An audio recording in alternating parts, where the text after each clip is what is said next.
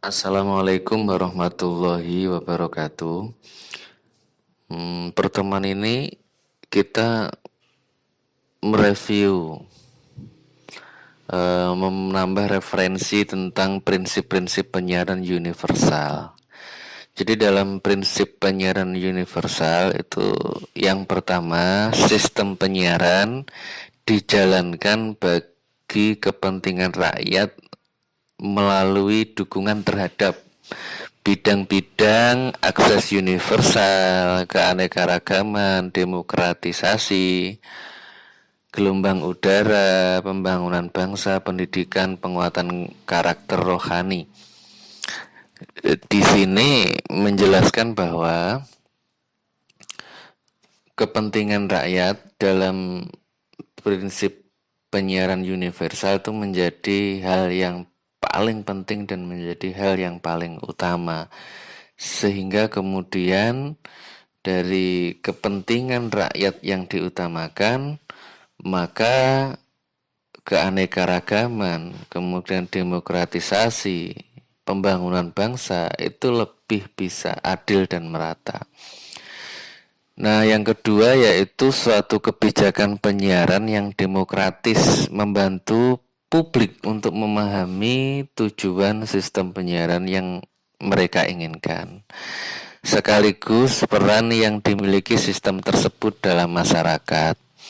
Nah, penyiaran yang demokratis, yang transparan, yang akuntabel itu akan mendewasakan masyarakat, mendewasakan rakyat, mendewasakan publik, sehingga mereka akan tahu yang dibutuhkan, yang diinginkan, dan mereka mau berperan seperti apa dalam kebijakan penyiaran yang demokratis.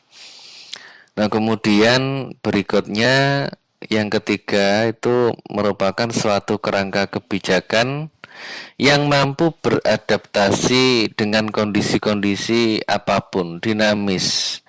Jadi mampu menjawab tantangan zaman, progresif, adaptif. Ini diperlukan sehingga kemudian publik itu tidak bertanya-tanya.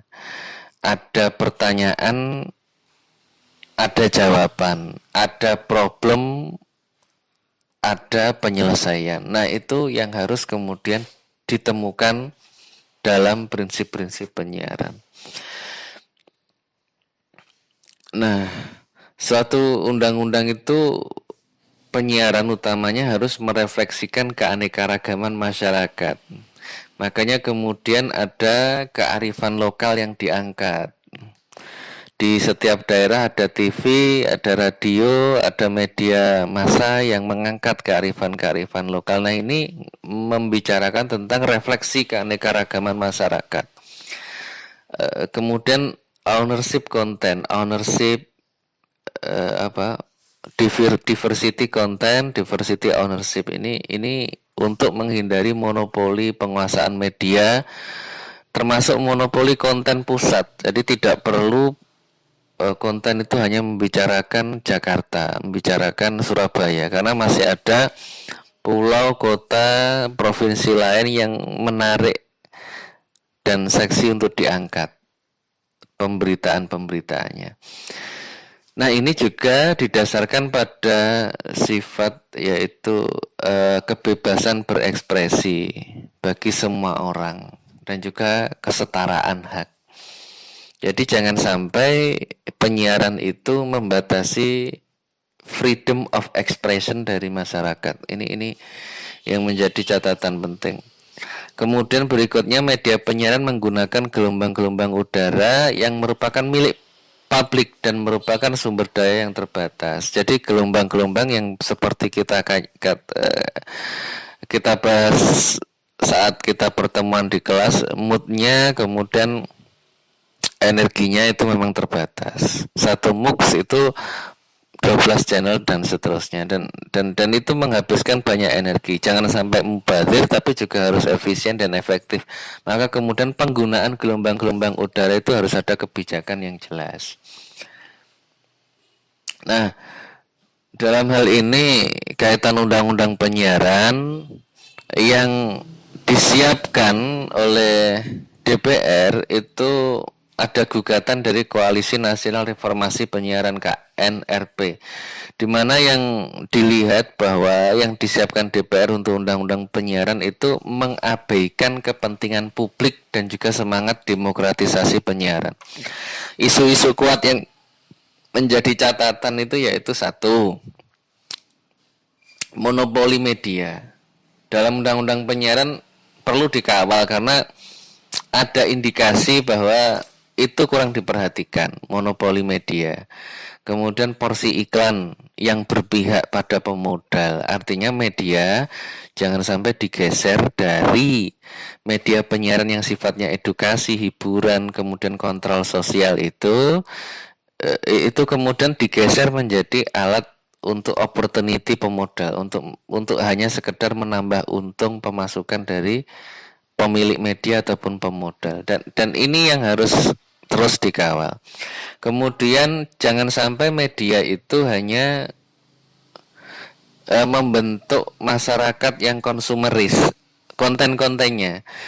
Kalau kita nonton YouTube, nonton TV, nonton radio, kita dengerin radio, kita akan melihat bahwa masyarakat itu konten-kontennya jangan sampai hanya digeser ke hal-hal yang konsumeris. Itu yang harus ditetapkan oleh undang-undang penyiaran. Lebih baik digeser pada konten-konten yang mengajarkan kepada kepedulian lingkungan. Seperti kasus selebritis atau artis yang memperlihatkan isi ATM-nya, kemudian koleksi mobil, gaya hidup. Nah, sebenarnya style konten seperti itu menggeser opini masyarakat, style masyarakat untuk menjadi masyarakat yang konsumeris, bukan yang produktif. Nah, ini yang harus kemudian dikawal sehingga undang-undang penyiaran itu ideal diterima dan juga diterapkan oleh media dan juga masyarakat. Kaitan prinsip-prinsip jurnalisme hukum penyiaran, itu Kovacs dan Tom itu membahas dalam bukunya The Element of Journalism tentang 9 elemen jurnalis yang menjadi prinsip kerja. Yang pertama,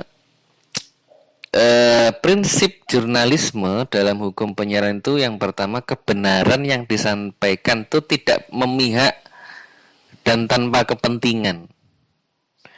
Jadi kebenaran yang disampaikan itu tidak memihak dan tanpa kepentingan. Jadi bukan berat sebelah, tidak berat sebelah. Artinya karena saudara, karena dia pemilik modal, karena dia sesama profesi, sehingga kemudian kebenaran itu di-framing atau kemudian digeser. Itu tidak bisa dilakukan, tidak boleh dilakukan secara prinsip jurnalisme. Kemudian loyalitasnya kepada masyarakat. Ingat bahwa wartawan, jurnalis itu loyalitasnya itu bukan kepada bos atau pemilik media, tetapi loyalitasnya itu kepada masyarakat, karena yang disampaikan adalah kebenaran dan fakta. Edukasinya juga kepada masyarakat, informasi hiburannya kepada masyarakat, kontrol sosialnya. Maka kemudian independen terhadap kekuasaan politik, wartawan dan juga jurnalis.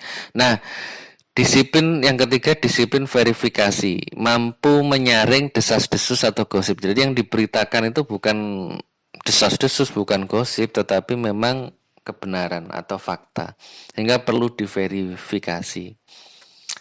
Yang keempat, independen tanpa tekanan dan kepentingan siapapun. Yang kelima, pengawas pemerintah. Jadi kalau mau jadi pelayan publik, mau jadi ASN, mau jadi pejabat, bupati, gubernur, maka harus siap untuk menerima kritik, harus siap untuk menerima saran. Kalau nggak siap berarti nggak usah jadi pelayan publik, karena memang masyarakat itu berhak untuk memberikan pendapat, dan juga wartawan juga sebagai pengawas pemerintah. Yang keenam itu membuat forum kritik dan komentar publik. Jadi wartawan itu membuat informasi dan juga sharing komunikasinya itu tidak liar. Ada wadah yang menampung, entah itu interaktif atau dalam bentuk apa, sebagai forum kritik dan komentar publik dari isu-isu yang diangkat, fakta-fakta yang ada. Nah, Kemudian info menarik dan relevan, komprehensif dan proporsional, dan juga mengikuti hati nurani. Mengikuti hati nurani. Jadi seperti kasus anak harus identitasnya harus dijaga, fotonya harus diblur untuk korban anak. Hal-hal seperti itu yang harus kemudian dijaga, alamatnya. Nah, jadi juga harus mengikuti hati nurani. Nah, kemudian etika jurnalistik penyiaran dalam era kapitalisme.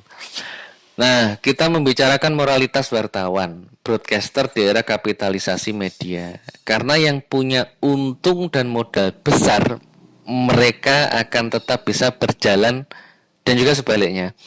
Yang tidak punya keuntungan dan tidak punya modal besar, maka akan pailit atau bangkrut. Nah, ini konsep kapitalisasi industri ya, utamanya di media. Jadi mereka yang punya modal dan punya keuntungan, mereka itu akan terus survive. Sedangkan yang tidak punya modal dan keuntungan atau anggapan lain itu idealis, maka dia akan bangkrut.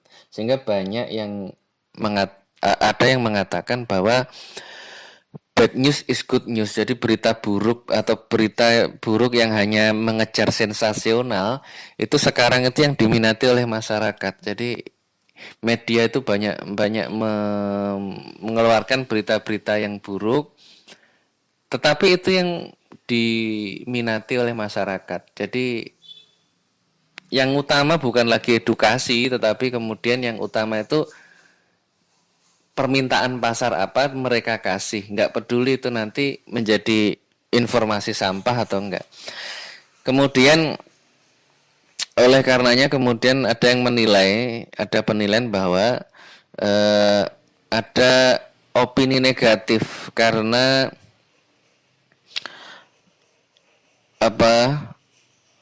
kapitalisasi media itu tadi, sehingga kemudian konten-kontennya itu tidak mendidik, tidak informatif. Tapi itu dalam satu sudut pandang.